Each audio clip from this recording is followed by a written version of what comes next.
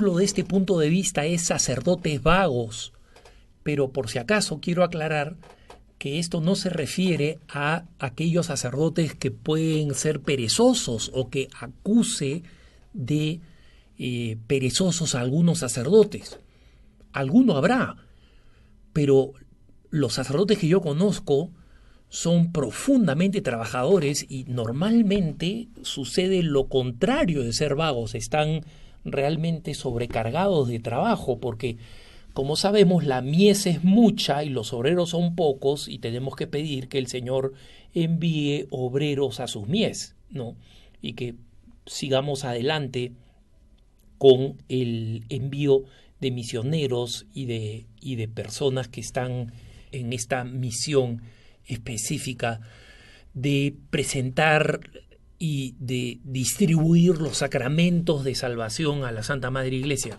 No, el término vago es un término que ya viene desde la mal llamada Edad Media.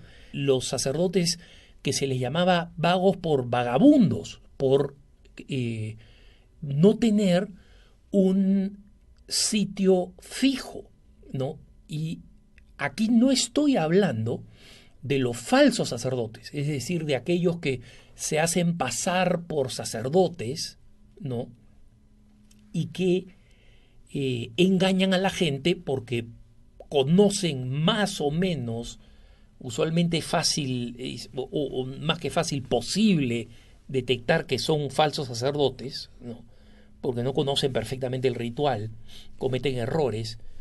Y como decía un policía de Los Ángeles que capturó a un falso sacerdote, el mejor olfato es el de las señoras de la iglesia, las señoras mayores que van a la iglesia y que conocen el ritual mejor que muchos sacerdotes jóvenes, ¿no?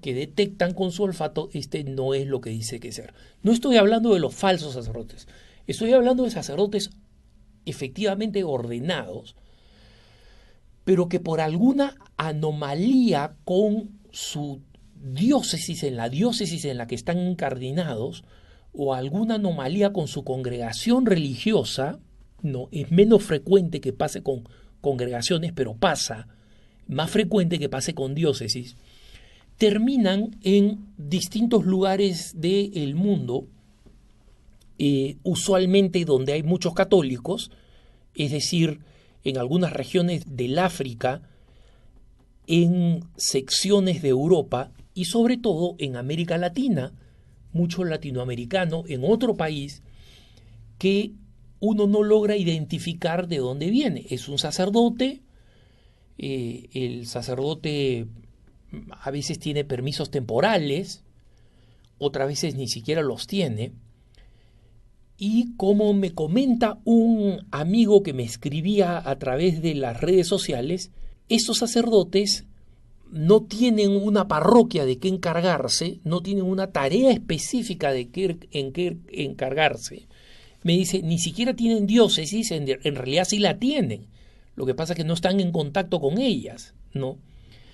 Y que se dedican a dar distintos tipos de charlas o de pláticas, talleres o coaching, ¿no? Y cómo actúa la iglesia con respecto a este tipo de sacerdotes vagos, o vagabundos, o giróvagos, como se les decía, ¿no? Miren, la iglesia tiene que ser informada, el obispo tiene que ser informado de este sacerdote. Normalmente los obispos han recibido algunos datos de que el sacerdote está aquí y yo me he encontrado en varias ocasiones con sacerdotes giróvagos o vagos o vagabundos y no es raro que lo primero que tengan es una queja frente al obispo de su diócesis, ¿no? Yo conocí en Texas a un sacerdote de una diócesis sudamericana que se quejaba del trato que recibía de su obispo, ¿no? Que su obispo no lo comprendía, no le dejaba hacer la pastoral que quería. Supe en México de un sacerdote también sudamericano que se dedicaba a dar cursos de coaching y se quejaba de que él había tratado de iniciar un ministerio para niños de la calle y que los traficantes de drogas lo habían amenazado y que su obispo no lo había defendido, ¿no? No sabemos qué cosa significa defender, como si un obispo pudiera, por ejemplo, nombrarle pues una guardia de seguridad a un sacerdote, cosa que no puede, ¿no? Para eso vas a las fuerzas públicas, denuncias que estás siendo amenazado y te ponen un policía o una vigilancia o te sugieren que hagas tu apostolado en otro lugar. Es una constante que he visto, es esta de echarle la culpa al obispo. Un obispo aceptó que un sacerdote, que una vocación africana suya, fuera a estudiar a un seminario que conozco acá en Estados Unidos. El seminarista se formó dentro del seminario, no con muy buenas notas, no era muy aplicado, pasaba con cerca del mínimo, digamos, de lo indispensable para pasar los cursos, y en el momento de la ordenación, él le dijo al sacerdote, al obispo local en los Estados Unidos, que él quería ser ordenado en Estados Unidos por el afecto que le tenía a su formación con los compañeros de su clase de ordenación sacerdotal, y él consultó con el obispo de su diócesis en África, y el obispo de la diócesis de África le dijo, bueno, está bien que se ordene allá como sacerdote y después viene aquí a servir. Bueno, el sacerdote se ordenó en la diócesis, digamos, no para la diócesis norteamericana, sino en la diócesis norteamericana con sus compañeros, y después resulta que se amotinó y nunca más quiso regresar, se había acostumbrado a la vida norteamericana, ya no quería volver a África, quería que el obispo lo asignara a alguna parroquia en la diócesis norteamericana, y el obispo claramente le dijo, no voy a robarme una vocación de África, tú estás siendo deshonesto. Pero nadie convenció a este sacerdote de que regresara a África. Ahí seguía dando vueltas en la diócesis, dando cursos sin facultades en la diócesis, ¿no? Porque obviamente el obispo tiene que darle facultades a un sacerdote que está de paso o un sacerdote que está incardinado en otro lado. Y este es un problema que el Vaticano está prestando mayor atención. ¿Por qué?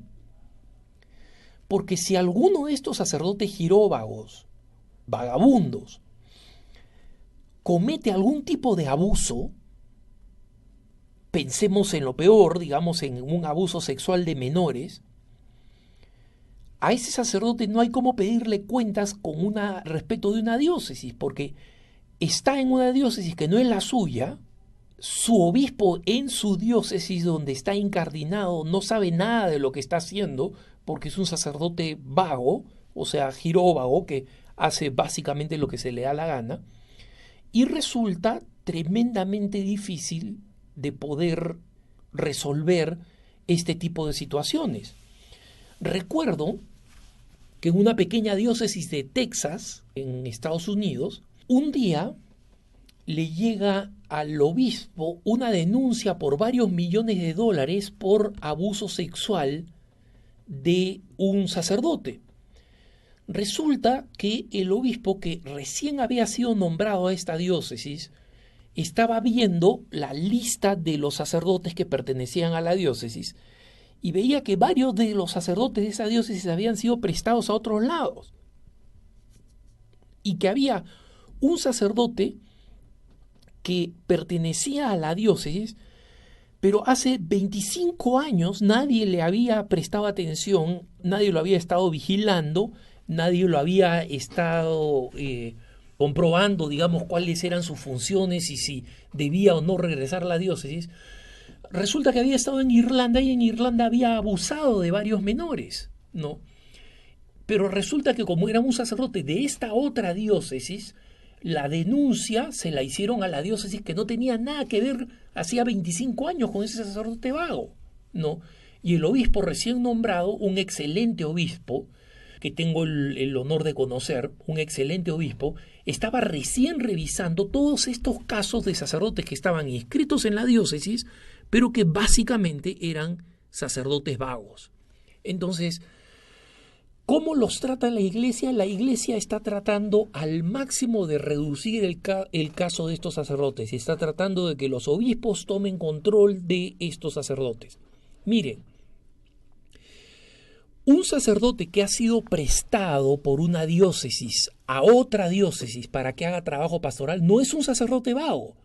Es una legítima transferencia de un sacerdote que mantiene su incardinación, como se le llama, es decir, la pertenencia a la diócesis, en un país determinado que ha sido prestado a otro. En el Perú, por ejemplo, me pongo a pensar en los sacerdotes de la diócesis de Toledo, España, que están incardinados haciendo un trabajo de misión excepcional, ¿no? Y no menciono otras diócesis en otros lugares porque o no las conozco o no las recuerdo, pero hay muchos sacerdotes que están legítimamente prestados, que pertenecen a una diócesis, están legítimamente prestados a otras. Esos no son los sacerdotes vagos. Los sacerdotes vagos son los que aprovechan los agujeros burocráticos de una diócesis y simplemente se mandan a mudar y van a donde se les provoca. Esos sacerdotes, cada vez que haya una duda, hay que consultarla con la diócesis inmediatamente. Y no solamente consultando con la diócesis. Si estos sacerdotes están realizando algo impropio de su función sacerdotal, esto debe ser registrado también por escrito, avisando a la diócesis. Porque ahora que la Santa Madre Iglesia quiere ajustar y asegurarse del tema de la prevención de los abusos sexuales por parte de sacerdotes, el control sobre los sacerdotes es muy importante y estos sacerdotes giróvagos son un auténtico problema y un riesgo constante que tiene que ser denunciado a cada diócesis con insistencia. Lo que quiere decir que si no te escuchan la primera vez, insiste una segunda y una tercera. Que tengas un buen día.